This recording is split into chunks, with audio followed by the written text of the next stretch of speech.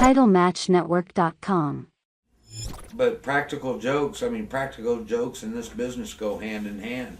I don't remember what Terry Funk did to Harley Race, but Harley Race out in the Amarillo territory caught a rattlesnake, sewed its mouth shut, and put it underneath Terry Funk's driver's seat. And Terry was driving home from the town that night, and that snake was just hitting the back of his leg. And Terry turned the light on, from what I understand, and saw that snake and really freaked out and drove his car in a lake.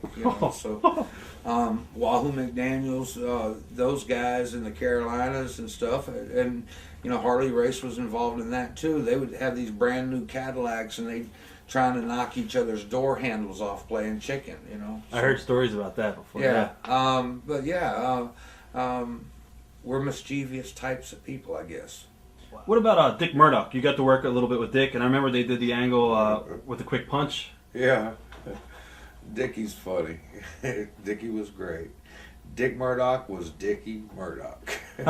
Outside the ring, too. Yeah, he was. I'm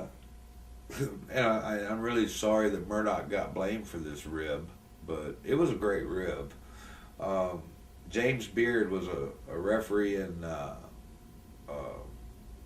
Texas, and Bubba Monroe, Sputnik Monroe's son, he was coming out there to work. Well, anyway, one night, George Armstrong, who just passed away recently, from what I understand, he was the head of security there at the Sportatorium. He was having a party one night after the bar closed. Well, while we were at the bar, James Beard, there was this one blonde-headed lady that every week, there was nothing romantic or nothing like that, but every Friday night I would talk to her. We would just talk because she was in awe of how much all these people, and would come up to me, and she was like, so to her, well, okay, I just enjoyed talking to her,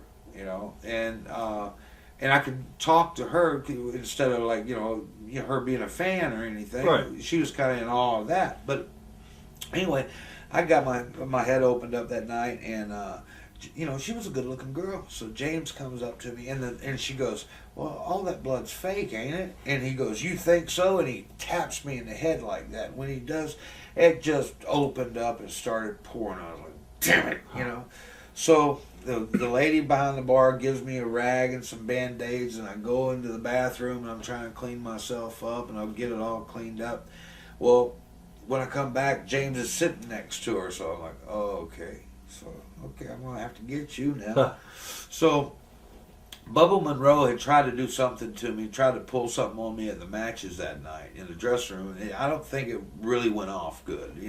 He didn't get there. I didn't put it over. Right. So we're all at George's house, and everybody were drinking beer. Randy Rhodes, Murdoch, James, Bubba, me, a bunch of us are there. All security guards. So finally, people start passing out. And I always carry a Sharpie marker with me. So I went over and I wrote "stupid" across James Beard's forehead. And then I went over to Bubba Monroe and wrote "stupid" across his forehead. So 5 o'clock, 6 o'clock in the morning, me and Murdoch and Rhodes, we're still up laughing and everything. Well, we're making so much noise. James starts coming around. He wakes up and he goes, looks around. He goes, "What are y'all laughing at?" So I point over to Bubba Monroe. So James gets up and he goes over and he leans over Bubba and reads "stupid" written on Bubba's head. So he starts laughing. He turns around to go get coffee. Well, when he started laughing, it must have done something, it must have sparked Bubba around. So Bubba comes up and he sits up on the floor. He goes, "Hey, man, what y'all laughing at?" So we point to James. So James turns around and he's laughing at Bubba because Bubba's got "stupid" written on his head, but Bubba's laughing at James because he got "stupid" written. Oh, this went on for a long time. That was great. That's awesome. Yeah, I know. Danny Hodge hated to lose at anything. This man was a competitor from the word go. And we used to play this game at the matches. We'd take a quarter and one guy on each end of the table, and you flip the corner. flip the quarter and spin it, and then you got to go down the table and catch it between your thumbs. And the other guy holds up a basket. It's like some sort of basketball thing. And, you get points. Boy, Danny hated to lose. And I was pretty good at the game. And but I used to have to catch Danny cheating. He'd be behind the quarter, blowing on the quarter or something like that. Wow. What do you remember, I guess, about going into the locker room as a kid? Did all the veterans, take you under their wings? Well, yeah. Okay, when I was a kid growing up, my friends weren't Joe down the street or Alan up, 5 houses down or something like that. My friends were the boys in the business. My friends were the guys in the locker room. And sure, hey kid, come here. Stretch it. Yeah, and and it was all I could do not to scream because I didn't want to show that that weakness or that or that pain. I did my best to take it, but in them showing me things like that, it was also schooling me. Right. And being able to become a wrestler. I mean, I know holds and moves that I guess people. I mean, if you grab somebody in one of my things that I know from those Mario Galento and Danny Hodge, these guys showing me moves and holds to stretch people. George Weingroff, he worked out with me twice before I went and broke in the business. And he showed me things. But those were my friends. Those were my buddies growing up. You also teamed up with Nelson Royal. What are your memories of teaming with Nelson? Nelson was great. He taught me a lot. We traveled up and down the road together. He taught me how to rope.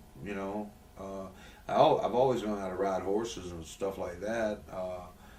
But he taught me how to rope. And when I was a little kid, I'd been in a couple of his rodeos and stuff. And but he gave me fantastic insight in the business, in the ring. And Johnny Weaver was one. Johnny Weaver, when I tagged up with him, he taught me a lot. All these guys that I worked with, like I told you before, I was with the cream of the crop.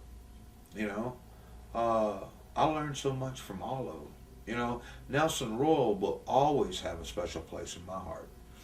What are your memories of your first match? The whole thing. I wrestled Charlie Cook in Tampa, Florida, September 13th, 1983. I forgot. Okay, I must have peed 20 times while the national anthem was going. Oh, I was so nervous. I get out in the ring, and I forgot every wrestling move I ever learned or ever knew. I was just, and I knew Charlie Cook from the Louisiana territory, from Mid-South. And but I have nothing but the greatest respect in the world. The match went 7 minutes long. I got an arm, and I don't even know how I got an arm bar. I got him on the mat like this, and I don't know. It was all a blur. The second match was against Joe LeDuc on Tampa TV the next morning, and I got toe up from the flow up in about 2 minutes. I think I hit him with an arm drag, and then, and he backed me into the ropes and just lit me up like a Christmas tree. And then the third match I had was against Angelo Mosca Jr., and that went 10 minutes through. Here's two guys. Now, he had been wrestling for 3 months, and I'd only been this is my third match. But then after that, I guess the legend of Sam Houston was born. Watch thousands of exclusive shoot interviews right now on TitleMatchNetwork.com.